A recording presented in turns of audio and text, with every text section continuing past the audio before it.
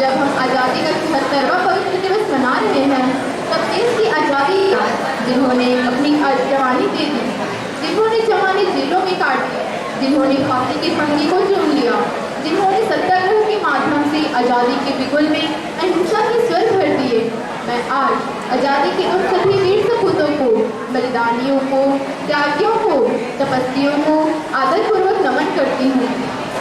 साथ ही साथ मैं उनको भी नमन करती हूँ जिन्होंने आज़ाद भारत के विकास के लिए, शांति के लिए, समृद्धि के लिए, जन सामान्य की आशाओं आकांक्षाओं को पूर्ण करने के लिए अपना योगदान दिया।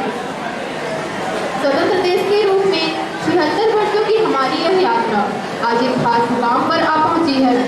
2 अक्टूबर को हम राष्ट्रपिता महात्मा गांधी जी की 154वीं जयंती मनाएंगे। गांधी जी हमारे स्वतंत्रता संग्राम के महानायक थे। वे समाज को हर प्रकार के अन्याय से मुक्त कराने के प्रयासों में हमारे मार्गदर्शक भी थे।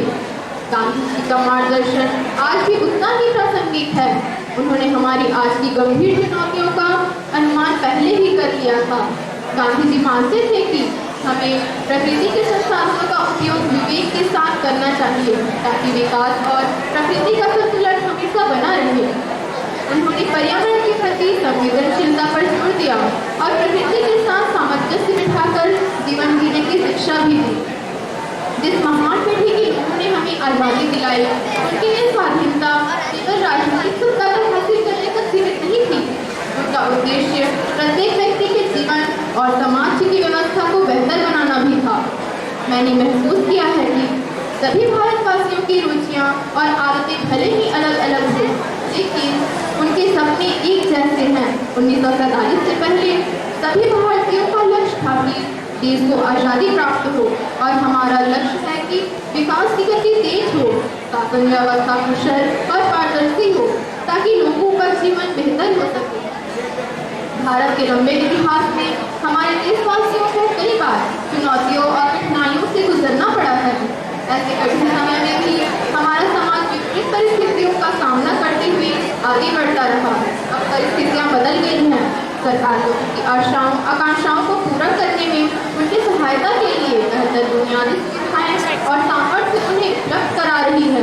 ऐसे अनुकूल वातावरण में हमारे देशवासी जो उपलब्धियाँ शिक्षा, कला, संगीत, खेल तथा अन्य क्षेत्रों में कर रहे हैं, वह हमारी कल्पना से भी परे हैं।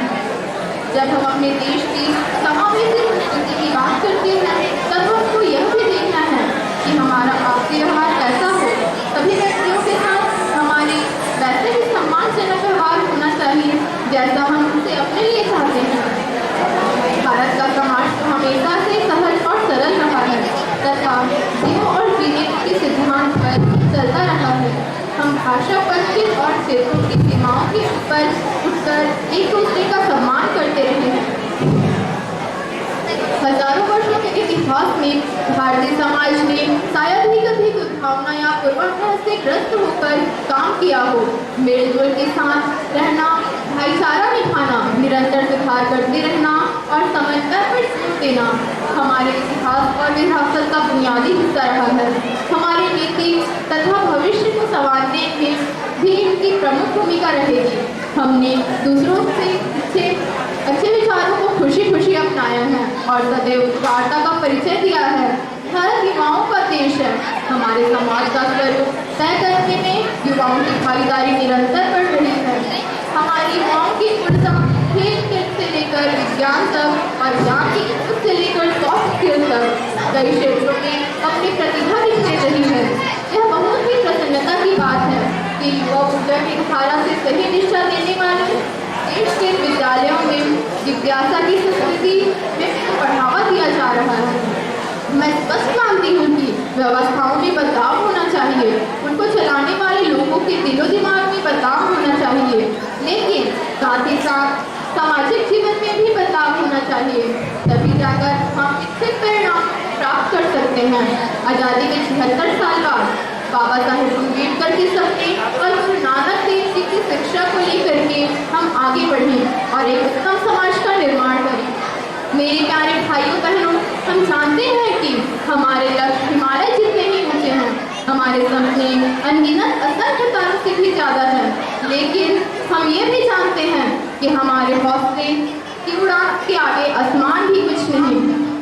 आइए हम सब मिलकर संकल्प लें कि हमारा सामर्थ्य हिंद महासागर जितना अथाह हो, हमारी कोशिशें गंगा की धारा जितनी पवित्र हो, और सबसे बड़ी बात, हमारे मूल्यों के पीछे हजारों साल की पुरानी संस्कृति, ऋषि मुनियों की तपस्या, देशवासियों का त्याग, कठोर परिश्रम, यह सब हमारी प्रेरणा बने।